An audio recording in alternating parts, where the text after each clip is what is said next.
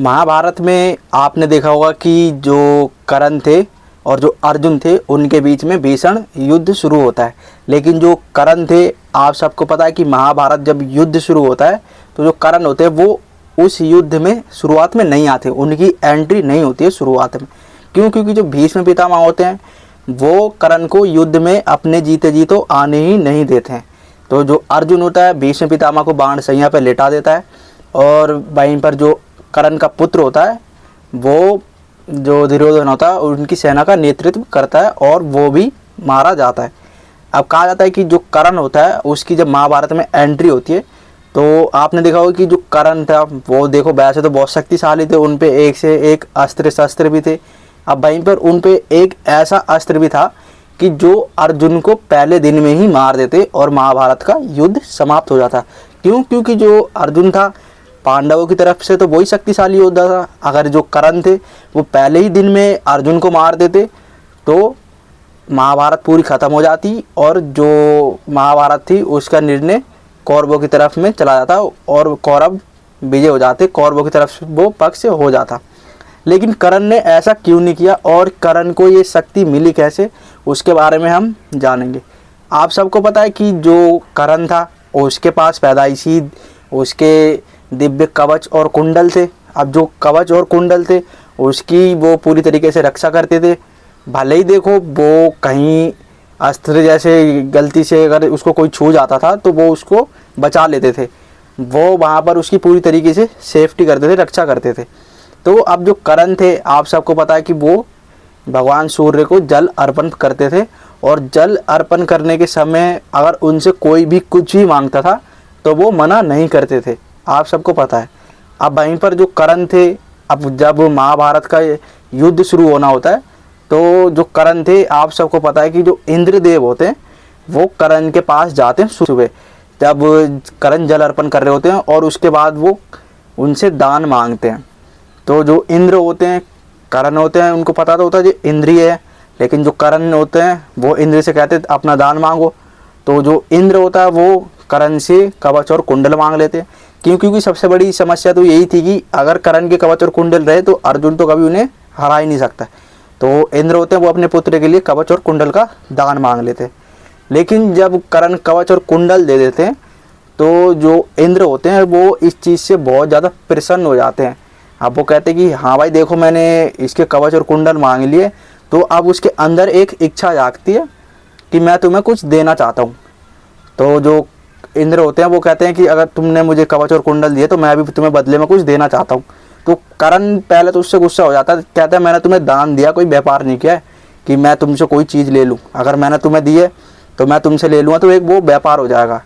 तो जो इंद्र होता है वो कहता है कि नहीं मैं तुम्हें प्रसन्नता से देना चाहता हूँ।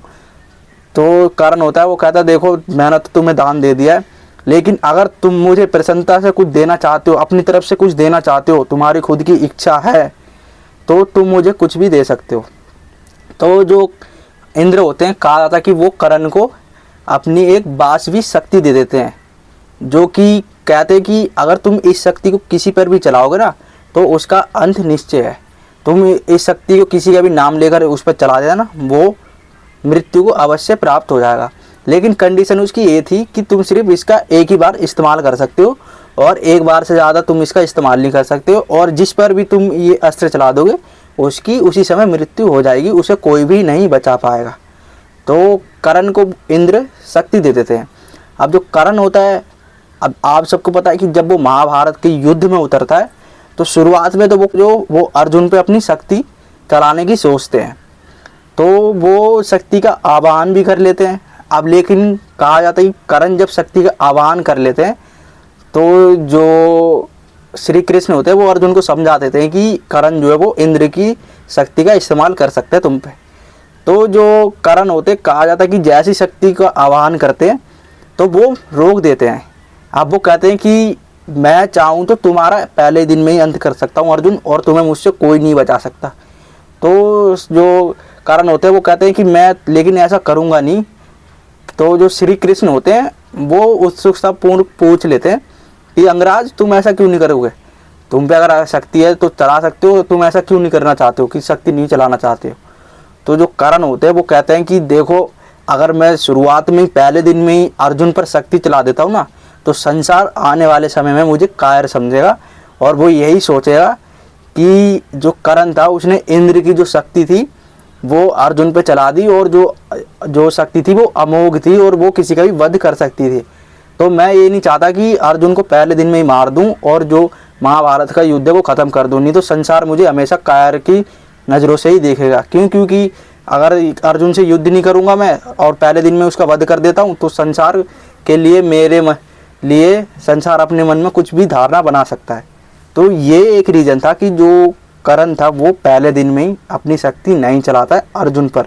नहीं तो आप सबको पता है कि जो अर्जुन था वो कहीं भी कर्ण से नहीं जीत पाता, भले ही उस पर कवच और कुंडली थे, भले ही या नहीं थी, लेकिन वो अर्जुन से किसी भी समय में युद्ध जीत सकते थे। लेकिन जो श्री कृष्ण थे वो उस युद्ध को अर्जुन के पक्ष में डाल देते हैं, नहीं तो जो अर्जुन था वो तो देखो कभी जीत ही नहीं पाता। और श्री कृष्ण जब अर्जुन का जो सारथी बन के जब लास्ट युद्ध लड़ रहे होते हैं, कर्ण और अर्जुन लड़ रहे होते हैं, तो जो अर्जुन होते हैं वो तो देखो शक्ति से उसको मार देते हैं, लेकिन जो उससे पहले जो कर्ण होते हैं वो कहते हैं कि मेरी ऐसी क्या गलती थी। तो जो श्री कृष्ण होते हैं वो कहते हैं कि उनको उनके बारे में याद दिलाते हैं, उनकी गलतियों के बारे में, और वो कहते भी कि देखो मेरी नज़रों में तो देखा जाए तो तुमसे बड़ा कोई भी योद्धा नहीं है। तो इसी तरह के जो कर्ण होते हैं वो पहले दिन में अर्जुन को नहीं मारते, नहीं तो जो कर्ण थे वो पहले दिन में ही महाभारत का युद्ध समाप्त कर देते।